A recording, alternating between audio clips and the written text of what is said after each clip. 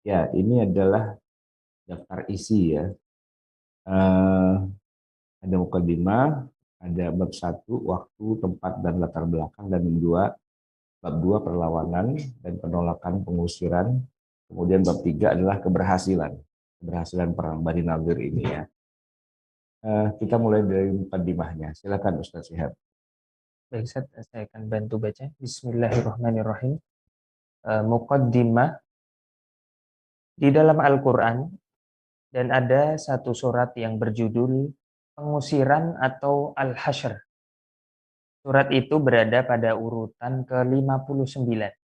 Dan yang dimaksud dengan pengusiran pada surat itu adalah peristiwa diusirnya sebagian klan Yahudi di Madinah, yaitu Bani Nadir. Peristiwa itu dikenal dengan sebutan Perang Bani Nadir yang terjadi pada tahun keempat setelah Hijrah. Sebuah bentuk pengkhianatan secara terang-terangan yang secara sadar dan percaya dilakukan oleh Bani Nadir karena mereka dibantu oleh kelompok munafikin Madinah. Perang ini awalnya dipicu bocornya rencana jahat Bani Nadir membunuh Nabi Shallallahu Alaihi Wasallam. Yang membocorkan adalah Allah Subhanahu Wa Taala sendiri melalui malaikat Jibril. Dan sebagai konsekuensinya, Bani Nadir harus dihukum dengan cara diusir, tidak boleh tinggal di kota Madinah. Setelah melalui drama pengepungan 15 hari, akhirnya mereka pun terpaksa angkat kaki dan menyebar ke berbagai wilayah yang berbeda. Ya, itu adalah sinopsisnya gitu ya. Secara singkatnya seperti itu. Nah, kita akan masuk kepada bab pertama ya, yang bicara tentang waktu, tempat, dan latar belakang. Oke, yang bagian A itu tahun terjadinya peperangan. Jadi umumnya para ahli sejarah meyakini bahwa perang menghadapi pengkhianatan kelompok Yahudi Bani Nadir ini terjadi pada bulan Rabiul Awal tahun keempat Hijriah. Tadi saya sudah sebutkan di awal.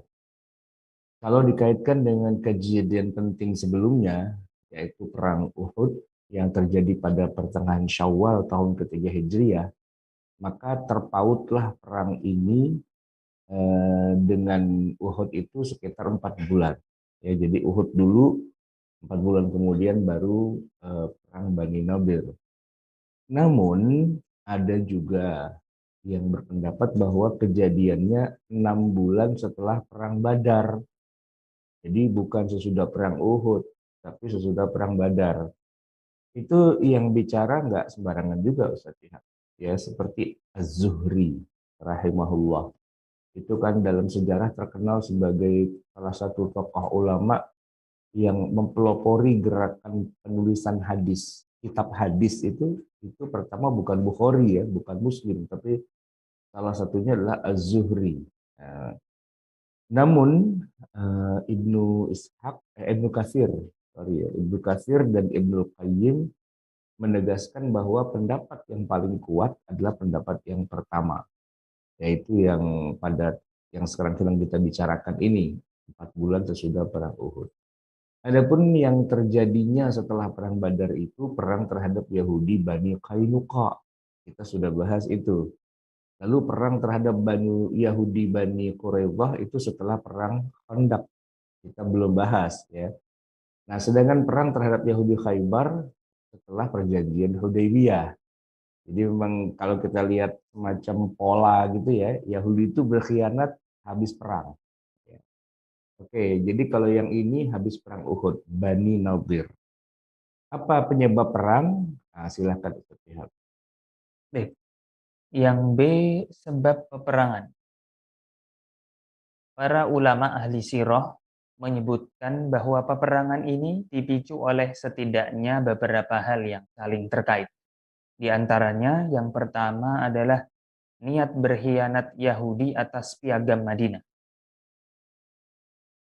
Awal mula kedatangan Nabi Shallallahu Alaihi Wasallam, hampir semua kelompok Yahudi di Madinah pada dasarnya merasa tidak bisa berbuat apa-apa ketika diikat dengan piagam Madinah.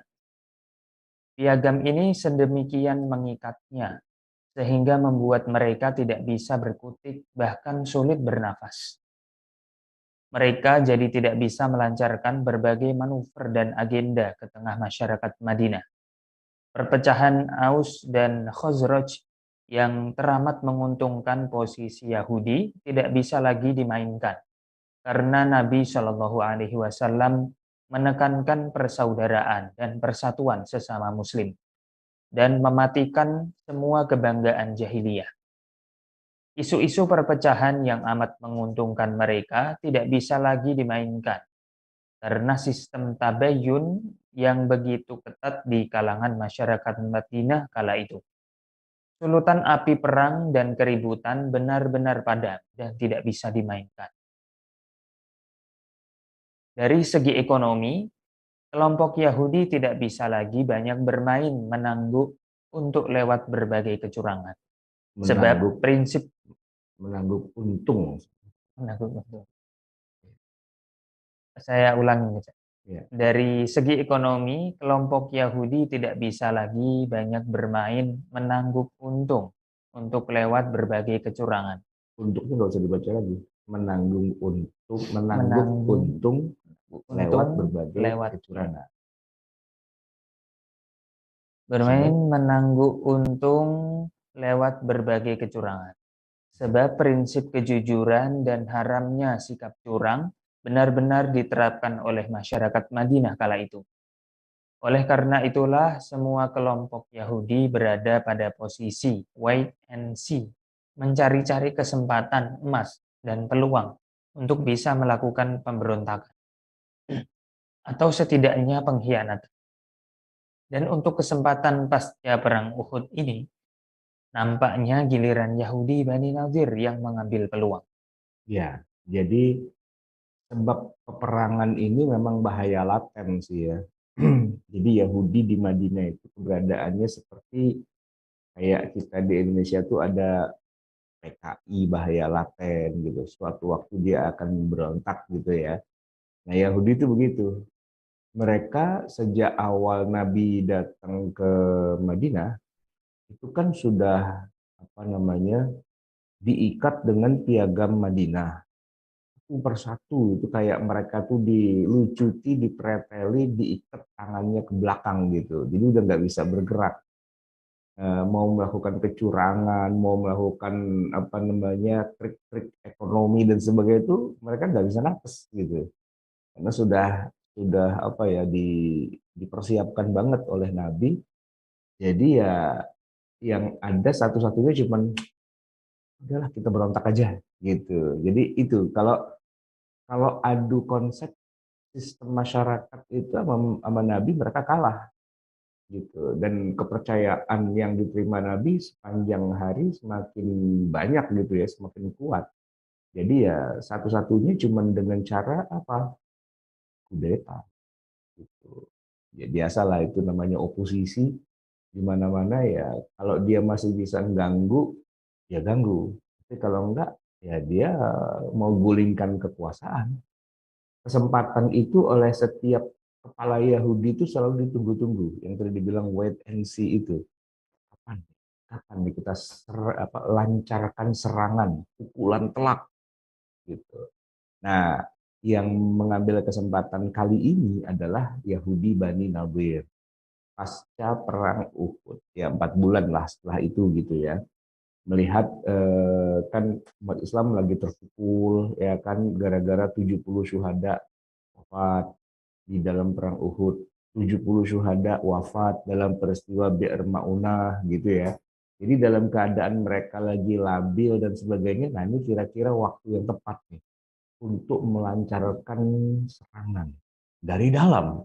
Itu kan menohok kawan seiring, menggunting dalam lipatan dan menyalip di tikungan.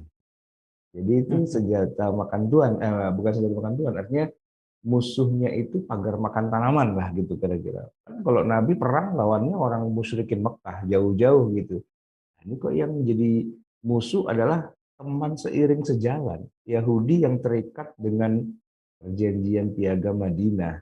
Ini sebenarnya kan sangat menyakitkan. Tapi ya itu tadi memang potensi untuk berontak itu ada, ya, ada berontak. Nah, ini cuma kesempatan aja, cuma menunggu aja kapan waktunya gitu ya. Nah, kemudian kejadian kedua yang lebih memicu perang itu adalah rencana mereka Yahudi Bani Nadir untuk membunuh Nabi. Jadi ya ini kemudian bocor gitu ya. Gimana ceritanya? Silahkan Ustaz lihat. Yang kedua adalah rencana membunuh Nabi Shallallahu Alaihi Wasallam.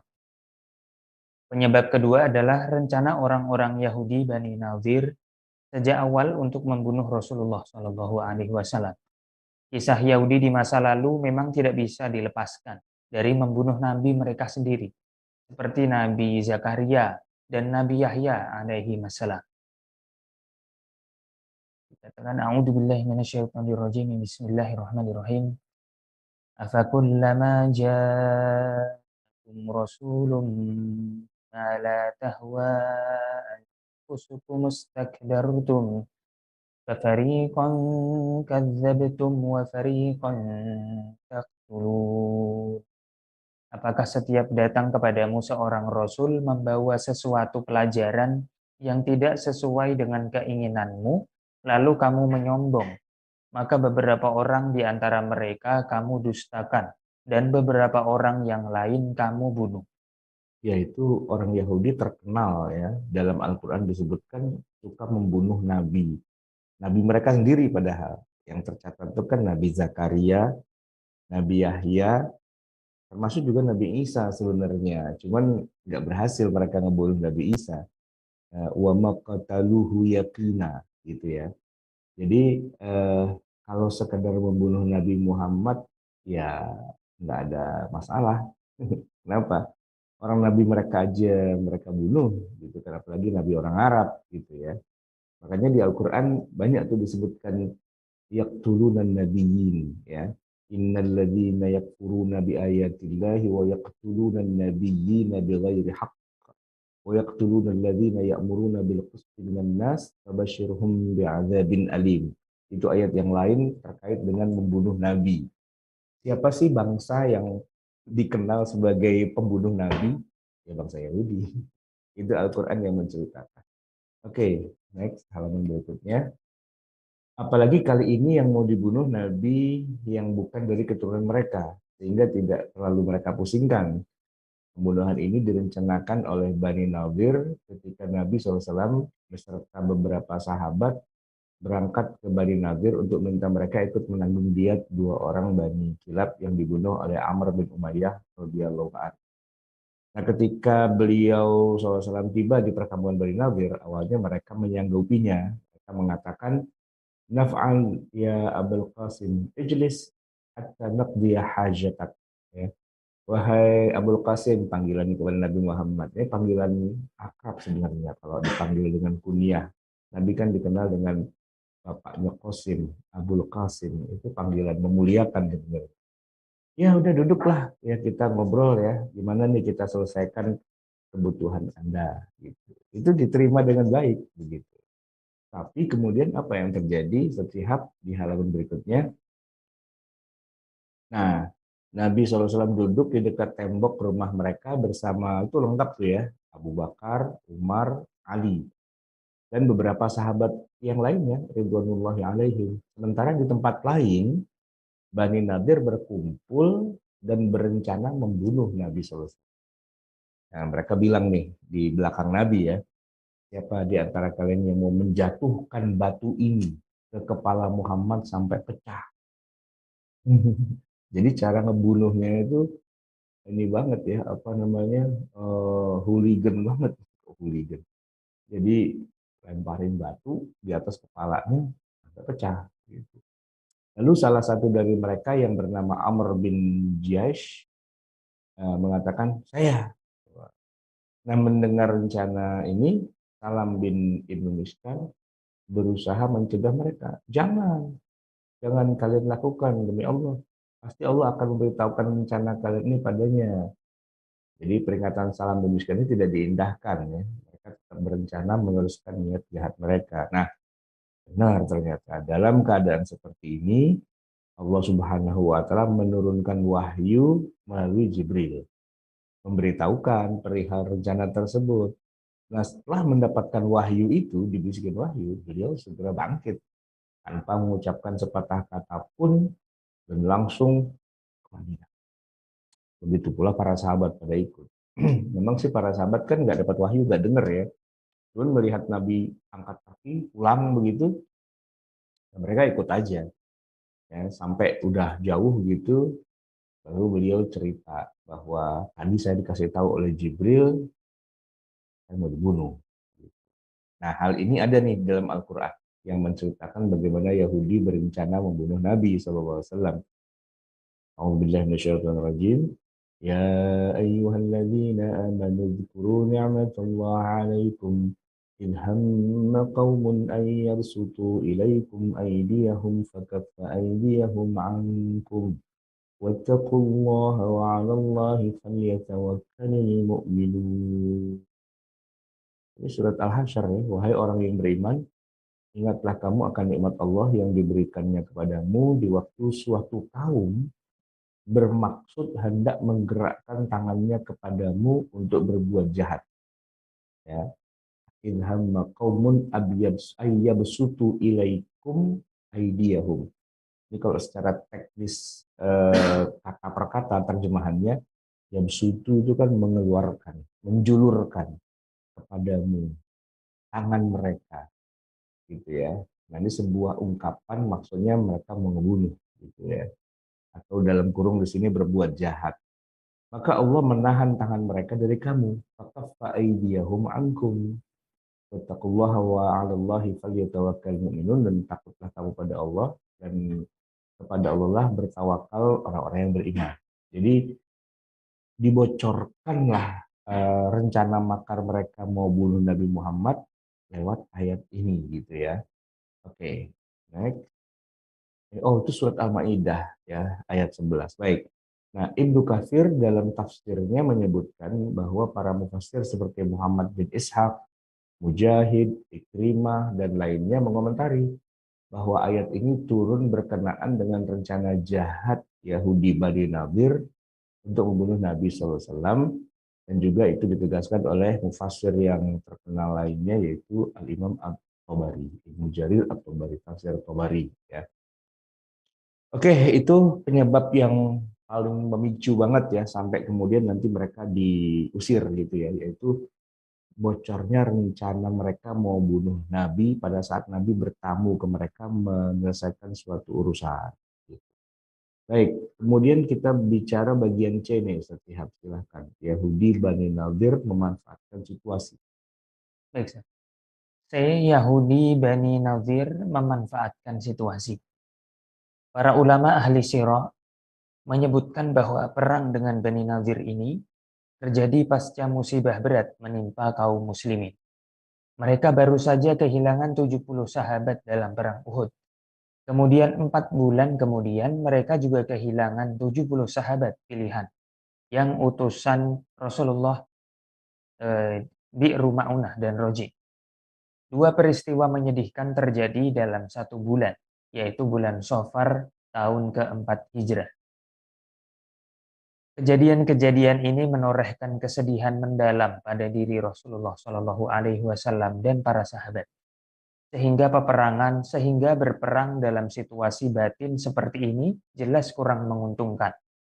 Namun jawaban Huyai ibn Akhtab, pimpinan Bani Nazir, membuat Rasulullah dan para sahabat tidak punya pilihan lain kecuali memerangi Bani Nazir yang telah berkhianat dan melanggar perjanjian dan tidak mengindahkan perintah Rasulullah SAW.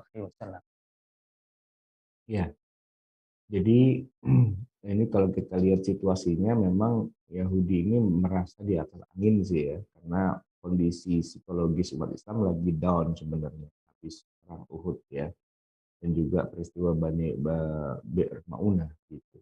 Jadi mereka ngambil kesempatan lah dalam keadaan seperti itu untuk melakukan pembunuhan kepada Nabi bahkan gitu ya. Nah, setelah Nabi diberitahu oleh Allah dan kemudian pulang ke Madinah gitu. Nah, terjadilah kemudian keputusan dari Nabi untuk mengusir mereka.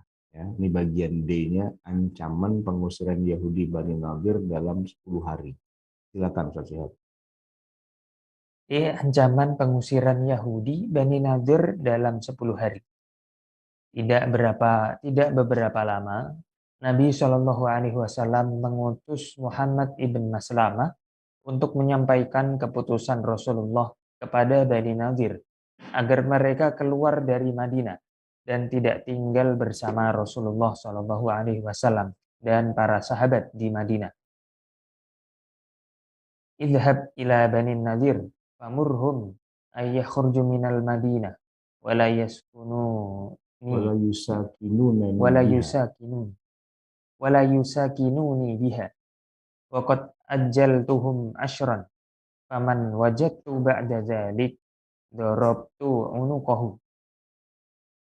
Datangilah Yahudi Bani Nadir dan perintahkan mereka untuk angkat kaki dari Madinah dan tidak boleh menempatinya.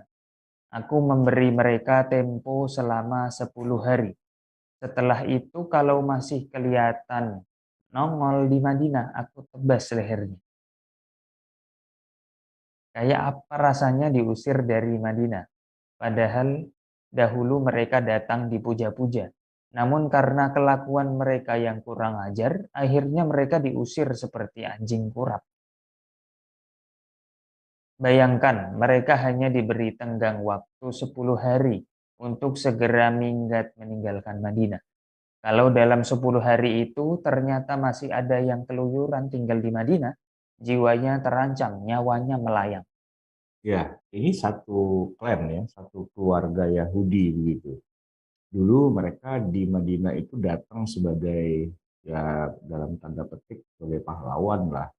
Karena mereka kan raja perdagangan, mereka juga punya latar belakang agama yang cukup mereka banggakan ya. Para nabi dan rasul dan kitab suci itu mereka perkenalkan kepada orang-orang Arab Madinah yang ya pelongo-pelongo sebenarnya orang Arab Madinah itu. Jadi ya mereka merasa sebagai warga kelas satu dan orang asli Arab Madinahnya malah kelas 2 gitu. Tapi setelah datangnya Nabi Muhammad SAW ke Madinah, hijrah, maka hegemoni itu kembali diraih oleh orang Arab. Ya Rasulullah itu orang Arab gitu kan. Nah Yahudi ini menjadi semakin sempit. Ketika mereka malah melakukan pemberontakan lah, mau bunuh Nabi Muhammad lah, habis mereka. Oleh Nabi dikasih ultimatum, segera angkat kaki dari Madinah. Saya kasih waktu 10 hari.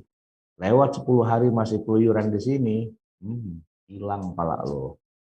Itu ancaman nggak macam-macam, nggak tanggung-tanggung itu ya. 10 hari dikasih waktu. Ya, kalau kalau film koboi kan dicari dead or alive gitu kan. Kalau ini nggak gitu, diusir, nggak boleh ada di sini. Masuk ke sini, main ke sini, nah gue nggak tanggung jawab lah kalau nyawa lo hilang gitu kira-kira. Itu sedih banget itu sebenarnya. Ya maksudnya mereka tadinya adalah warga yang sangat dihormati, sekarang warga yang terlarang gitu, diusir dari Madinah gitu. Ya sebenarnya sih nggak usah diusir, digebukin aja gitu harusnya, di apa istilahnya diserbu, di bumi hangus aja perkampungannya kan selesai sebenarnya. Tapi Rasulullah masih punya apa ya, masih punya rasa gitu ya kepada orang Yahudi. Udahlah, dia mau bunuh kita nggak usah serbu langsung bumi hangus gitu ya, kita usir deh gitu kan. Diusir aja sebenarnya kan, harusnya mereka ya tahu diri dong, namanya juga udah bikin kesalahan, bikin rencana jahat, diusir tuh ya terima kasih Pak, terima kasih, diusir gitu kan, nggak dibunuh gitu. Kalau menurut saya sih Nabi malah sangat sangat tidak pendendam justru ya, cuman diusir doang, udah sana pergi lu, gua nggak mau lihat muka lu lagi gitu, awas lu kelihatan di sini, nah, gitu kan. Ternyata mereka ini ngeyel dan melawan, ngelunjak, ya disuruh pergi nolak gitu. Nah ini kita akan teruskan di dalam bab 2 nih Ustaz. Silakan. Bab yang kedua yaitu perlawanan dan penolakan pengusiran. Mendapatkan ancaman diusir dari Madinah seharusnya membuat kelompok Yahudi Bani Nadir jera dan tahu diri. Namun rupanya mereka menganggap enteng ancaman dari Nabi Shallallahu Alaihi Wasallam. Alih-alih mereka pergi meninggalkan Madinah, mereka justru bertahan dan bergeming, yaitu maksudnya mereka sama sekali tidak bergerak. Nah, ini penting Ustaz Syihab. Bergeming. Jadi kita sering salah menggunakan istilah kata bergeming ya. Jadi kalau tidak bergerak, kita nyebutnya tidak bergeming. Itu padahal itu kebalikannya justru. Benar. Bergeming itu adalah tidak bergerak. Nah, jadi kalau kita sebut mereka justru bertahan dan bergeming. Bergeming itu apa? Bergeming itu sama sekali tidak bergerak. Di situ aja dia. Kalau bahasa Betawinya di situ aja dia magrok gitu ya. Nggak mau pergi gitu ya, kayak mesin giling kehabisan bensin, nggak mau kemana-mana, di situ aja gitu ya. Nah itu reaksi orang Yahudi itu kayak rada-rada ngajakin perang nih gitu ya, diusir kagak mau, nggak, gue di sini aja gitu ya kan. Ya udah, itu kemudian yang membuat Nabi kemudian menyiapkan pasukan gitu ya. Diancam doang kayaknya nggak ada gunanya nih. Berarti memang harus digebukin gitu ya. Oke, tapi pertanyaannya gini, kok bisa ya Yahudi Bani Nadir itu diancam kayak gitu, mereka cuek bebek dan mereka ngeyel, mereka ngelunjak, itu gara-gara apa? Nah, ternyata ada peranan kaum munafikin. Silakan Ustaz Syihab. Peran kaum munafik yang membuat mereka merasa bisa mengabaikan ancaman dari Nabi adalah janji bantuan dari kalangan munafikin yang dipimpin oleh tokoh mereka, Abdullah ibn Ubay. Al-Quran menggambarkan dengan jeli kisah itu.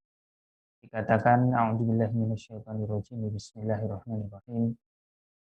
Alam tara ilal ladzina nafaqu yaquluna li ikhwanihimul ladzina kafaru min ahlil kitab lain ukhrijtum lanakhrujanna ma'akum wa la nuti'u fikum ahadan abada wa in qutiltum lanansurannakum wallahu yashhadu innahum lakadzibun. Apakah kamu tidak memperhatikan orang-orang munafik yang berkata kepada saudara-saudara mereka yang kafir di antara ahli kitab? Sesungguhnya jika kamu diusir, niscaya kami pun akan keluar bersamamu. Dan kami selama-lamanya tidak akan patuh kepada siapapun untuk menyusahkan kamu. Dan jika kamu diperangi, pasti kami akan membantu kamu. Dan Allah menyaksikan bahwa sesungguhnya mereka benar-benar pendusta. Ya, itu Al-Hasyr ayat 11. Jadi Yahudi itu dapat dukungan sebenarnya dari masyarakat Arab Madinah. Cuman ini yang munafikin ya, yang munafikinnya. Kalau yang muslimnya enggak. Cuman ya pintar ya Yahudi itu di situ. Jadi dia punya pendukung ternyata, punya akar rumput juga di Madinah itu, yang orang Arab. Ya, yang agamanya Islam gitu. Tapi kelakuannya ya itu tadi, mengakunya Islam, tapi kemudian selalu berupaya untuk menggerogoti kekuasaan Nabi SAW, ya, melawan kebijakan-kebijakannya, ya pokoknya bikin onar lah, namanya juga munafik. Kalau nggak begitu nggak munafik dong, ya kan? Jadi dia berkoalisi nih, bekerja sama dengan Yahudi Bani Nadir. Bani Nadir diusir sama Nabi, 10 hari ya waktunya. Ternyata mereka nggak mau bergerak, mereka bergeming. Kok berani? Oh ternyata ada Abdullah bin Ubay yang menjamin keamanan mereka. Kalau sampai kalian diusir, yang keluar dari Madinah bukan cuma kalian, kita semua juga pada keluar. Wah gitu. Udah jangan mau kalian diusir, kalian tetap aja di situ. Nah, begitu. Jadi saya baca terusannya ya.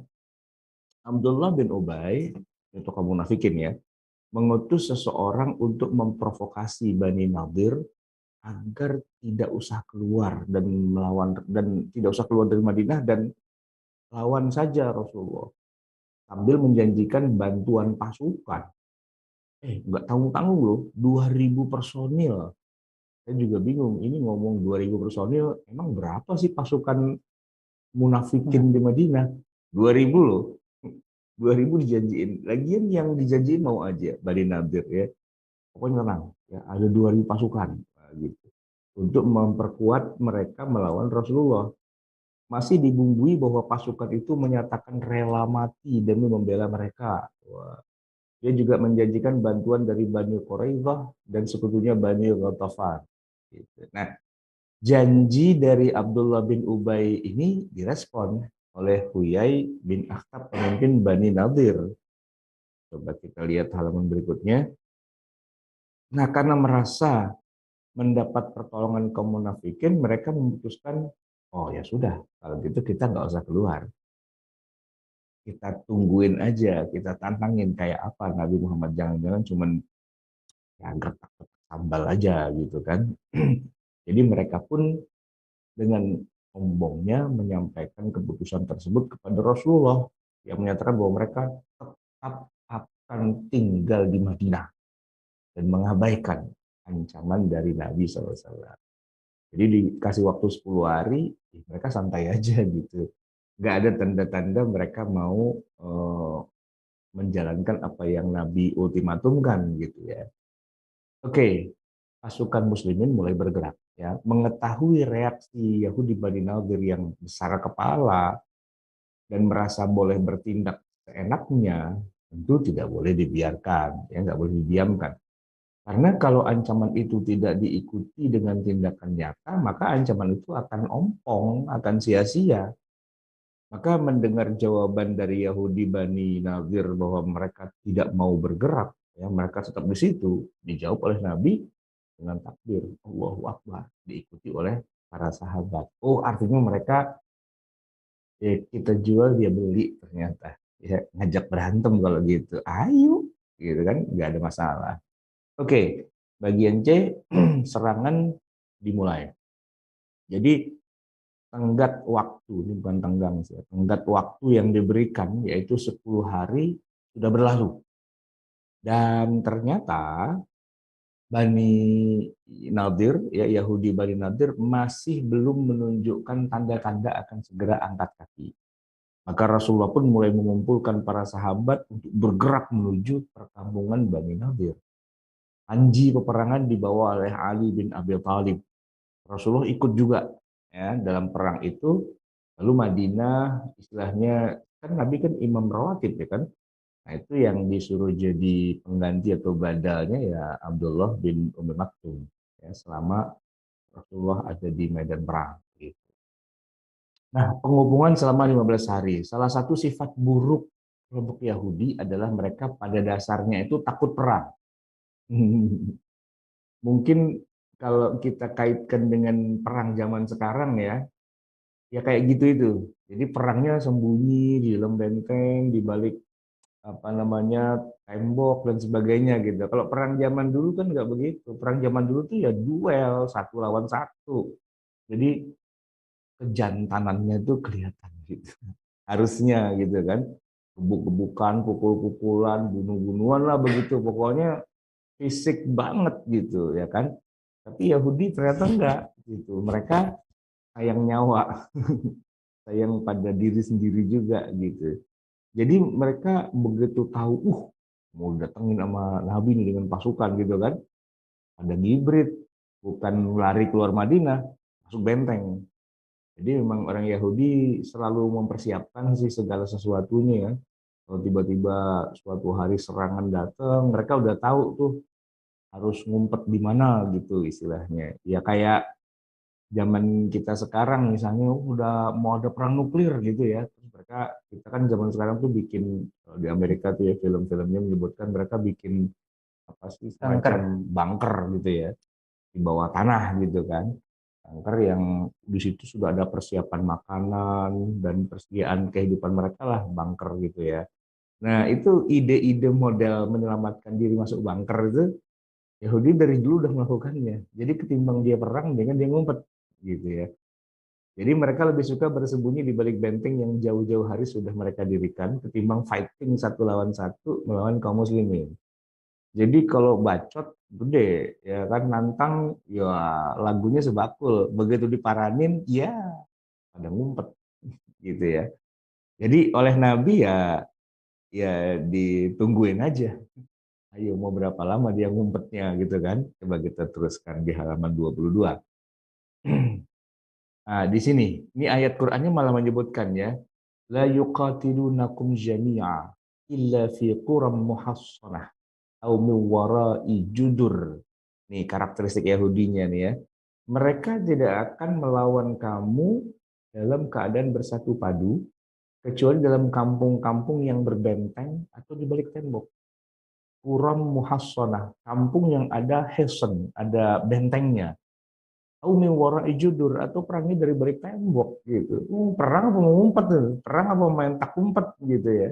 Mau perang-perang, ayo keluarkan, tampilkan wajahmu, tampilkan tubuhmu, ayo kita gebuk-gebukan gitu kan. Ternyata enggak gitu ya.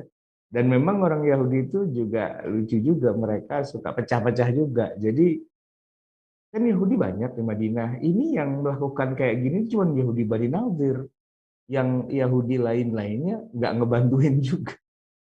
Jadi ba'suhum bainahum syadid. Ternyata sesama mereka juga mereka pada ribut. Makanya Nabi santai aja. Yahudi mana yang macam-macam, paranin. Itu Yahudi-Yahudi lain nggak ada yang akan bantuin. Gitu. Kenapa? Karena mereka punya masalah-masalah internal juga di antara mereka. Ya, ba'suhum bainahum syadid. Ya, keributan internal di antara mereka itu parah juga. Ya, ta'sabuhum jami'an. Kamu menganggap mereka itu kelompok besar gitu ya. Wa qulubuhum syatta. Ternyata hati mereka itu terbelah-belah gitu ya.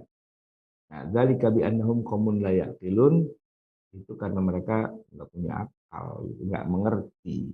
Ini surat Al-Hasyr ayat 14. Jadi begitu Ustaz Ihab. Jadi mereka ngumpet gitu kan.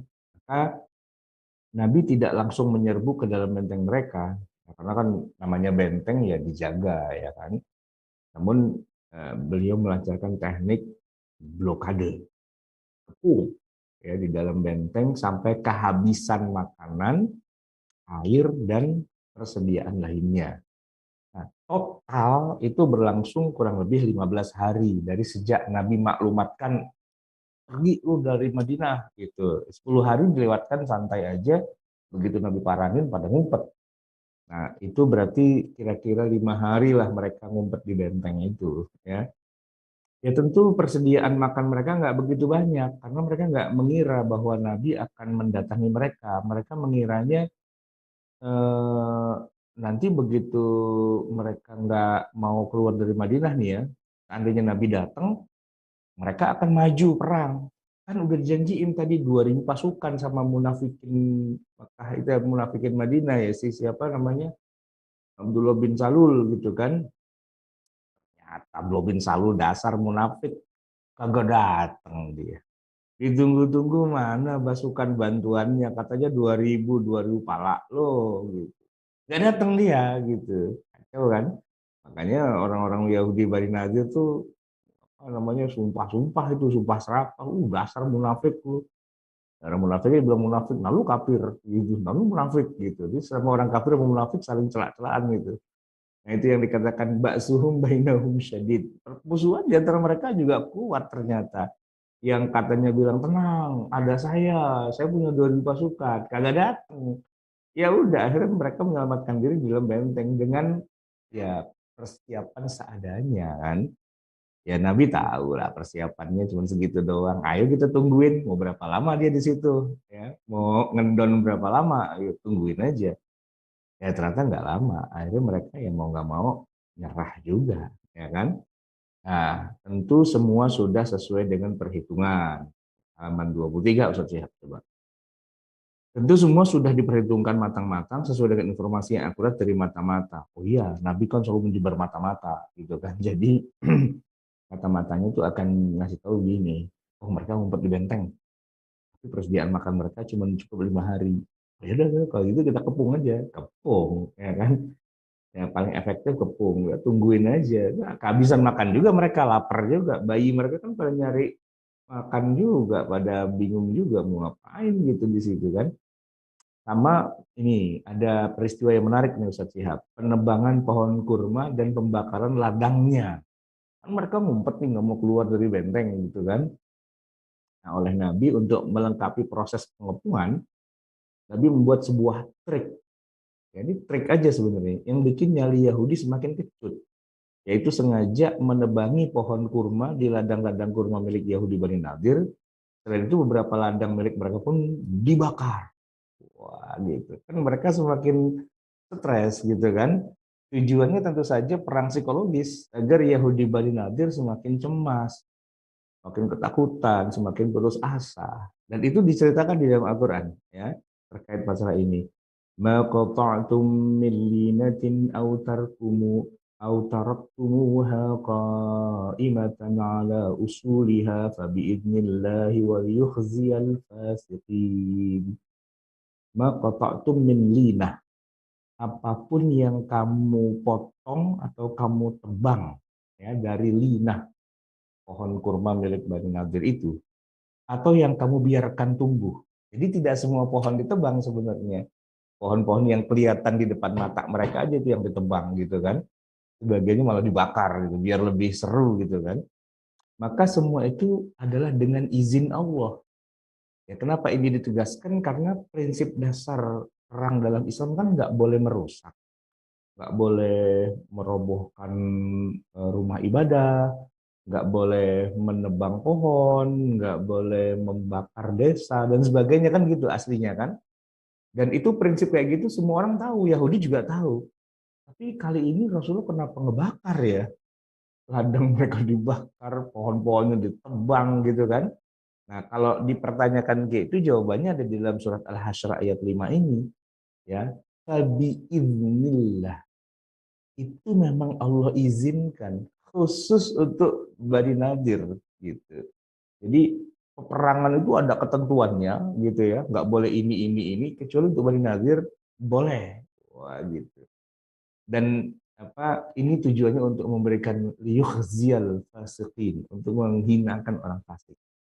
Nah, sebab mereka bisa berhitung ya tinggal berapa lama lagi jatah persediaan makanan yang mereka miliki. Dan jelas semakin hari kan semakin menipis, apalagi mendengar bahwa pohon-pohon kurma mereka ditebang, serta ladang-ladang kesayangan mereka habis dibakar. Maka semakin putus asa ya mereka itu.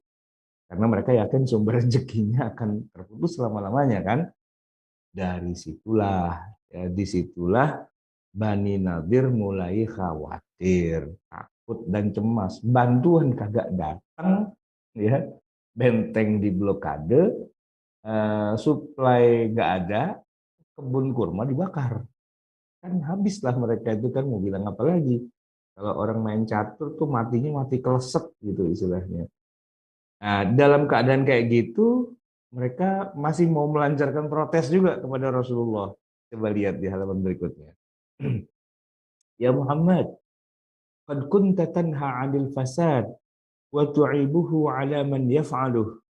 Fama balu qat'in nakhili wa takhribiha. Muhammad, Anda sendiri loh yang dulunya mencegah pengerusakan. Nggak boleh perang itu ngerusak-rusak. Serta menyalahkan orang yang melakukannya. Jadi kalau lihat komentar orang pada perang rusak-rusak tuh Nabi, nggak bener tuh, nggak bener tuh kan. Kan Anda sendiri yang bilang kayak gitu. Lalu kenapa sekarang Anda sendiri yang menebang pohon kurma dan membakarnya? Wah, Yahudi itu pintar kan, dibolak-balik kayak gitu. Memang Yahudi itu pintar diplomasi dan berdebat. Kali ini mereka menggunakan logika yang diputar balik dengan cara mengutip perkataan Nabi SAW sendiri, ya, di mana Islam melarang menebang pohon dan membakarnya. Dengan cara itu mereka berharap tekanan kepada mereka jadi berkurang gitu kan. Ternyata enggak, ya Nabi dapat izin dari Allah, bakar, tebang, bakar aja, tebang aja, bodo amat gitu kan. Nabi juga perang, ya kan. Nah, kali ini yang ingin saya tegaskan ini tentang ini orang munafik ingkar janji nih. Coba silakan Ustaz Syihab dibaca.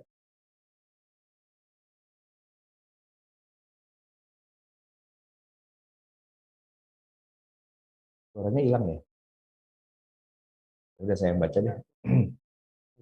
Nomor 3, kaum munafikin ingkar janji. Entah bagaimana ceritanya, Abdullah bin Ubay tokoh munafik yang awalnya menyatakan siap membela sampai mati, Apa? tiba-tiba membatalkan bantuan. Ya, coba dibalik halamannya, membatalkan dukungannya. 2.000 pasukan yang dijanjikan ternyata tidak kunjung tiba. Itu jangan-jangan pasukannya pasukan virtual, pasukan bohongan aja, itu ngecap aja dia. Biasalah orang munafik kan kalau ngomong lebay, ya kan?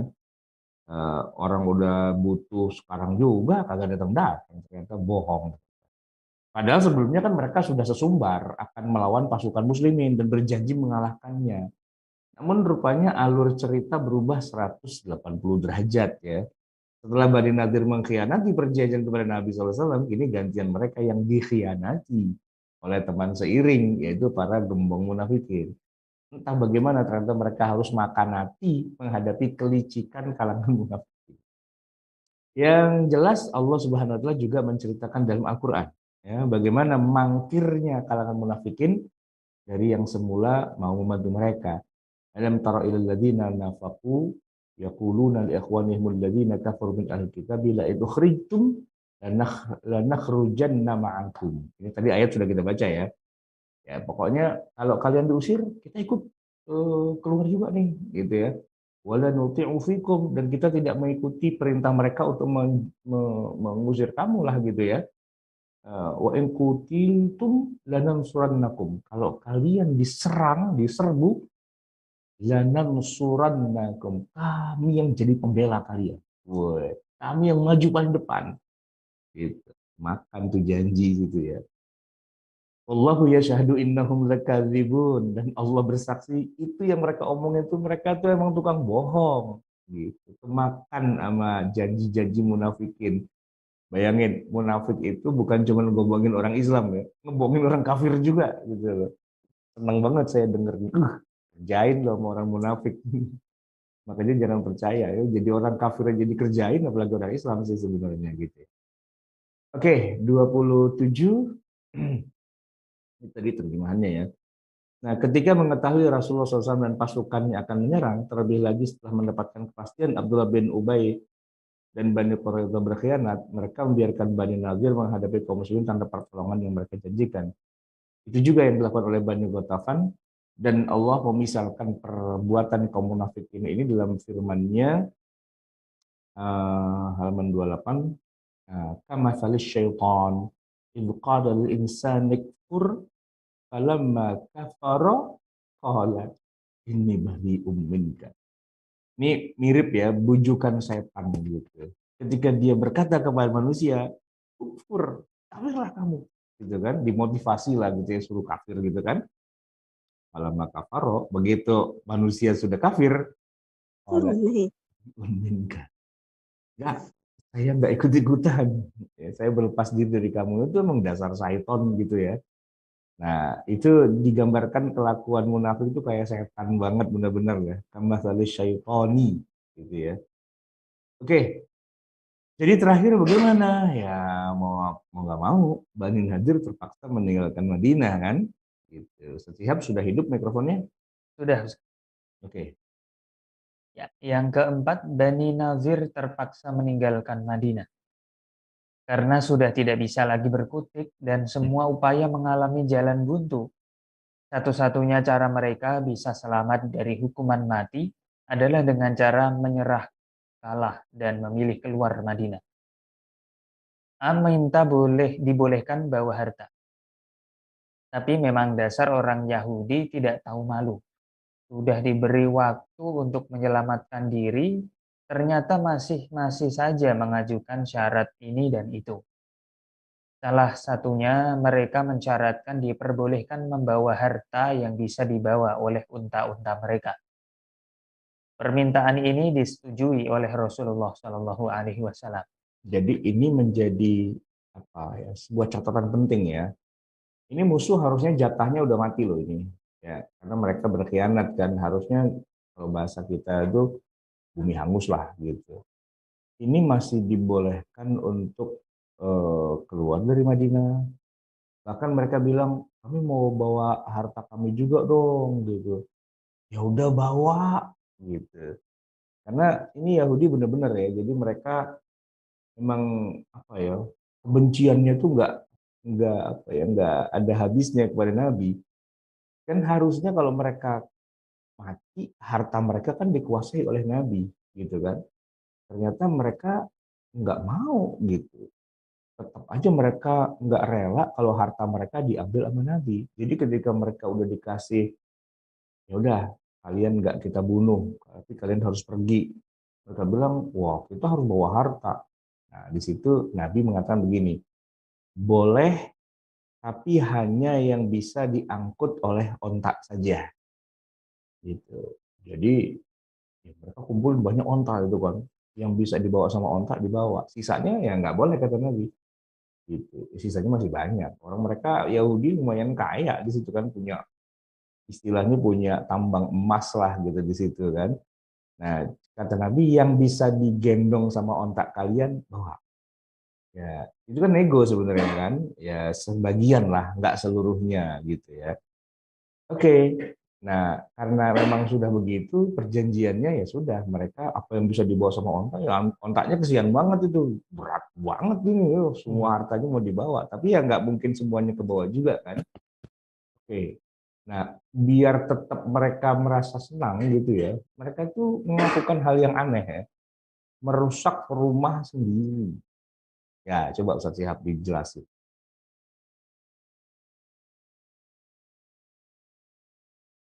Ya, gimana? Mati lagi? Yes? Mati lagi.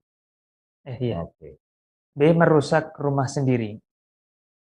Saking tidak relanya mereka atas pengusiran ini, mereka tidak rela kalau rumah-rumah bekas tempat tinggal mereka nantinya dimiliki oleh kaum muslimin.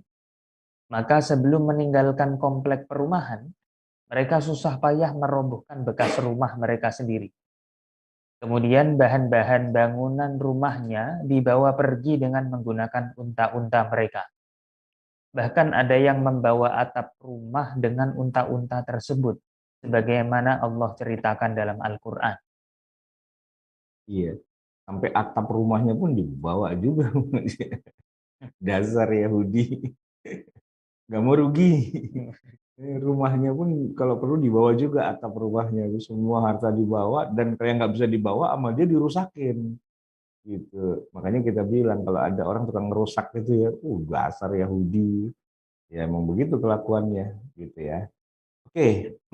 Jadi halaman berikutnya setiap diaspora ya. Kemudian Bani Nadir menyebar. Di antara mereka ada yang pergi ke daerah Syam. Namun kebanyakan mereka termasuk para pemuka Bani Nadir eksodusnya ke Khaybar. Khaybar tuh masih belum terlalu jauh juga dari Madinah gitu ya. Dan nanti tahun depan habis perang apa ya, perjanjian Hudaybiyah, akan ada perang Khaybar, itu diusir lagi gitu kan. Makanya apa namanya, kita menyebut Yahudi ini bangsa yang terusir-usir mulu ya. Dulu kan di zaman Nabi Musa mereka juga diusir dari Mesir kan, dikejar-kejar sama Firaun gitu. Nah kali ini mereka diusir juga gitu. Makanya kalau membaca surat Al-Quran tadi ya, Al-Hasyr gitu kan, pengusiran, ini emang lagi ngomongin Yahudi nih yang diusir-usir. Gara-garanya ya tukang khianat aja sih mereka, ya pengkhianat gitulah ya. Sebenarnya bukan karena Nabi itu nggak suka dengan orang Yahudi karena mereka beda agama, itu bukan. Nabi menghormati orang Yahudi, kan orang Yahudi kan pengikut Nabi Musa. Nabi Musa itu banyak jasa kepada Nabi Muhammad, bahkan di awal-awal Nabi hijrah ke Madinah kan ibadahnya kita umat Islam, ibadahnya Rasulullah gitu ya, kan masih ngikutin ibadahnya Yahudi. Secara implisit itu ada pesan, kutiba alaikumusyamu kama kutiba ala ladzina min qablikum, ai al-yahud. Ya disuruh kamu berpuasa sebagaimana puasanya orang-orang sebelum kamu, Yahudi. Ada dua penafsiran. Satu mengatakan ibadahnya Yahudi puasa itu adalah puasa 10 Asyura kan, dan Nabi memang melakukan puasa 10 Asyura. Satu lagi mengatakan bahwa bukan puasa 10 Asyura, itu Ramadan, dan Yahudi puasa Ramadan. Intinya masih begitu kan. Kiblat juga ke arah Baitul Maqdis waktu itu, gitu kan. Dalam banyak hal Nabi masih disuruh oleh Allah untuk ngikutin agama Yahudi. Sampai kemudian pelan-pelan semua sudah dinaturalisasi gitu ya. sudah nggak berkiblat lagi ke Baitul Maqdis, sudah puasa sendiri gitu. Barulah Yahudi itu pada ngamuk gitu. Di situ turun ayat walan tardha ankal yahudu walan nasara hatta tattabi'a millatahum. Mereka kesel tuh sama kalian. Gara-gara kalian udah ngikutin lagi ritual agama mereka. Ya terserah. Allah Subhanahu wa taala sudah nggak nyuruh ke sono kan, masa kita mau ngelawan sama Allah? Ya kan? Jadi Yahudi kesel gara-gara Nabi Muhammad dan para sahabat tuh sudah nggak lagi ibadah dengan tata cara yang Allah yang tadinya ngikutin mereka gitu kan, sudah enggak. Tapi itu semua enggak membuat Nabi Muhammad kesel sama orang Yahudi. Ya orang perintahnya begitu masa lo ngotot gitu kan. Nah kalau sampai ada cerita orang Yahudi diusir-usir dari Madinah, babnya bukan masalah agama, babnya memang karakteristik mereka aja yang sombong, yang menyepelekan orang lain, merasa menjadi warga kelas satu, dan nah ini dia nih. Jadi kalau merasa lebih tinggi kastanya gitu ya, bikin pelanggaran tuh kayak santai aja gitu, kebal hukum. Nah, Nabi Muhammad nggak mau. Anda harus jadi teladan. Kalau Anda melanggar, Anda kena hukuman. Nah, sampai kemudian mereka mau bunuh Nabi Muhammad, wah ini pelanggaran bukan sekedar pelanggaran, lu mau bunuh gua lo, usir, gitu kan. Jadi diusirnya Yahudi itu bukan karena Yahudi najis, nggak boleh di Madinah, bukan itu. Tapi memang ada pemicunya, yaitu mereka ingin membunuh Nabi Muhammad SAW. Ya, apa hukuman buat orang yang mau membunuh kepala negara? Kepala negara mau dibunuh, wah Anda apa istilahnya, bukan teroris lagi, Anda musuh negara, ya kan? Kalau saya malah bingung, kenapa nggak dibunuh aja semua Yahudi yang ada di situ? Minimal Bani Nadirnya itu kumpulin semua di lapangan, bakar gitu, kan biar kocar kacir gitu. Harusnya begitulah. Waktu ketika dikepung bentengnya, kenapa nggak bentengnya dimasukin racun aja semua gitu kan, biar pada mati sekalian gitu.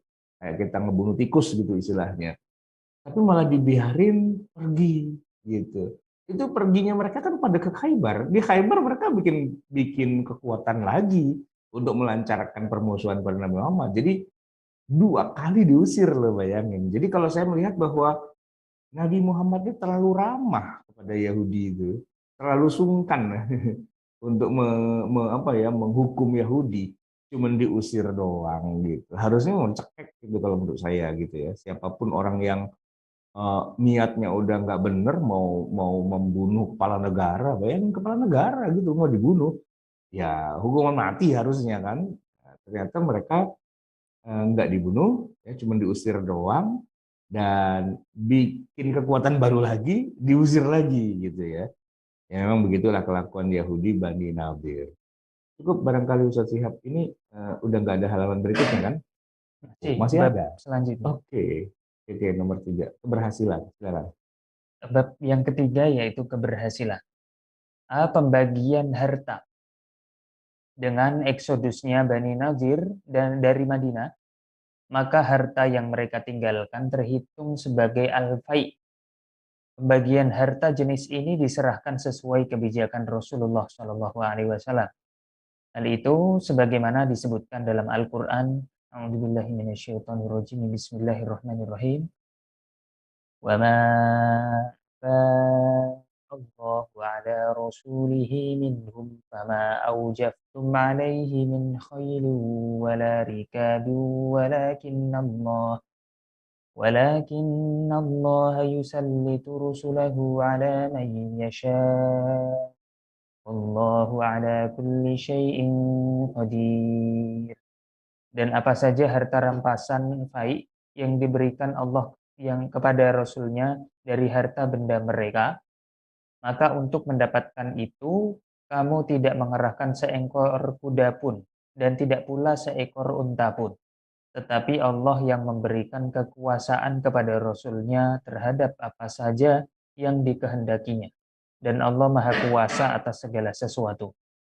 Ya, jadi ini ayat terkait dengan sebenarnya harta rampasan perang juga sih ya, cuman babnya bukan ghanimah. Kenapa? Karena perang secara fisik dalam arti gebuk-gebukan, bunuh-bunuhan itu kan nggak terjadi. Yang terjadi adalah cuman mereka diusir dan ya awalnya ngeyel sih, tapi kemudian ya pergi juga gitu, meninggalkan harta benda.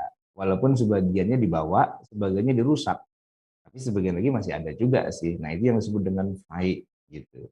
Nah, fai itu beda dengan ghanimah. Ya, aturan membagiannya juga beda juga. Lebih kepada kebijakan Nabi SAW. Makanya kalau kita baca ayat tentang fai itu menarik. Coba ditampilkan lagi Ustaz Syihab. Halaman 31-nya ya. Wa ma afa Allahu ala rasulihi minhum.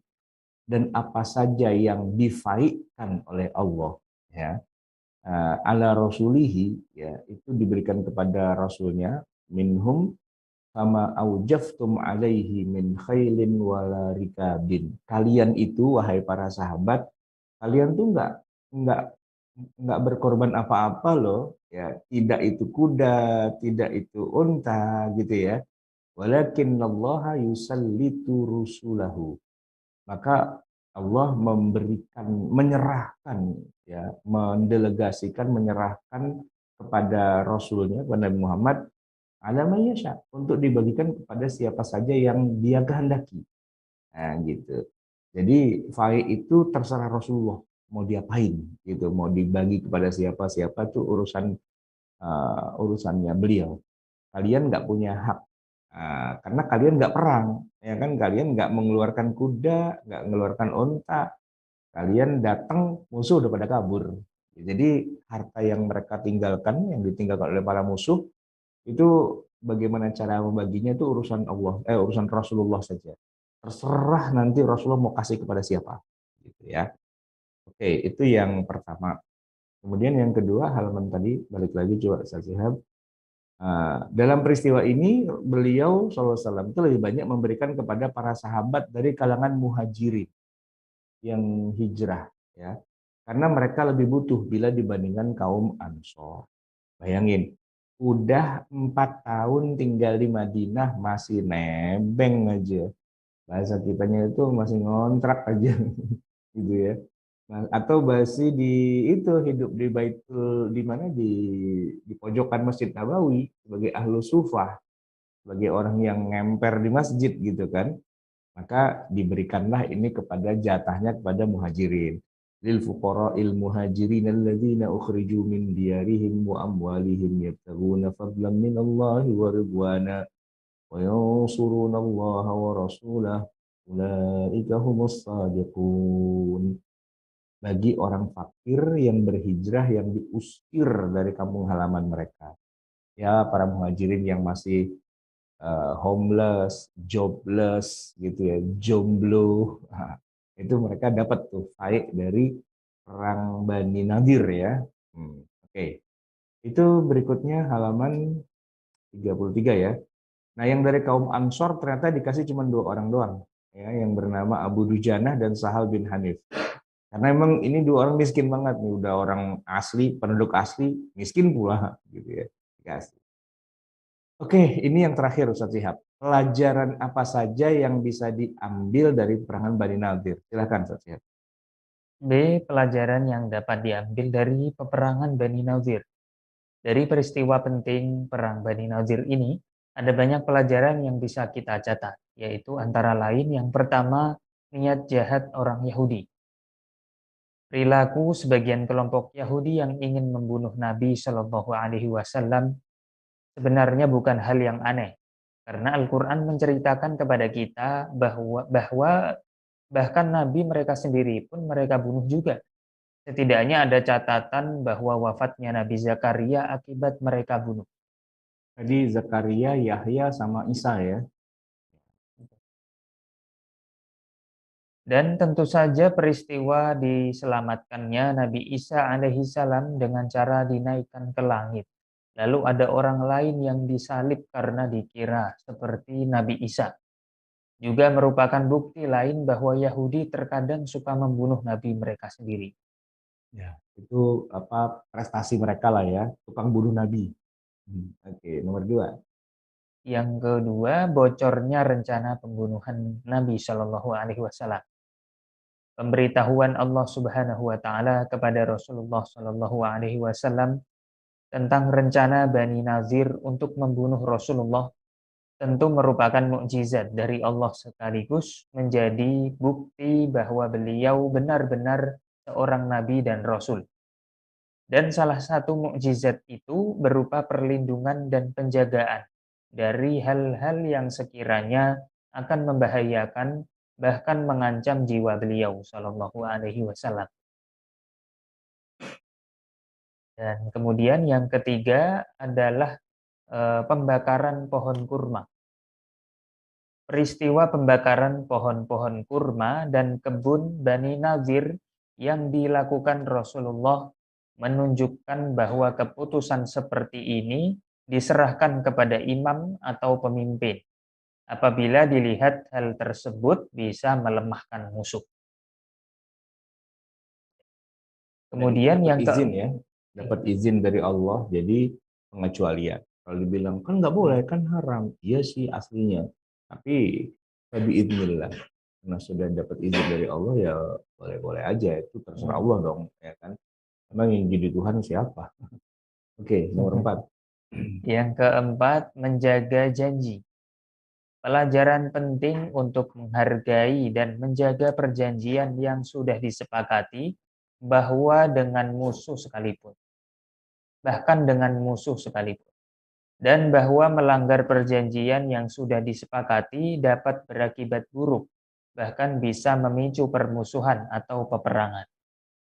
Sementara mengingkari janji adalah perangai Yahudi. Ini terbukti perbuatan mereka yang sering melanggar perjanjian. Kemudian yang kelima adalah syariat fai. Dalam perang Bani Nadir ini diperkenalkan jenis dan status baru terhadap harta yang didapatkan dari musuh, yaitu disebut fai. Agar berbeda dengan ghanimah, fai ini didapat bukan lewat kontak fighting langsung, peperangan langsung, namun merupakan harta benda yang ditinggalkan begitu saja oleh musuh yang kabur melarikan diri. Pembagiannya menjadi hak sepenuhnya Nabi Shallallahu Alaihi Wasallam sesuai dengan kemaslahatan yang dipandang perlu. Dan di masa setelah ketiadaan Nabi, tentu diserahkan kepada Amirul Mukminin. Kemudian yang keenam, peranan kaum munafik. Perang Bani Nadir ini memberi pelajaran penting betapa peranan kaum munafik ini sulit diprediksi. Keberadaan mereka sebenarnya memprovokasi musuh-musuh kaum muslimin agar memerangi kaum muslimin. Namun sifat dan karakteristik mereka yang pelin-pelan kadang membuat musuh frustasi. Karena tiba-tiba mereka menghentikan dukungan kepada musuh. Jadi munafik ini kerjaannya memang berkhianat. Baik kepada musuhnya, bahkan juga kepada sesama temannya sendiri.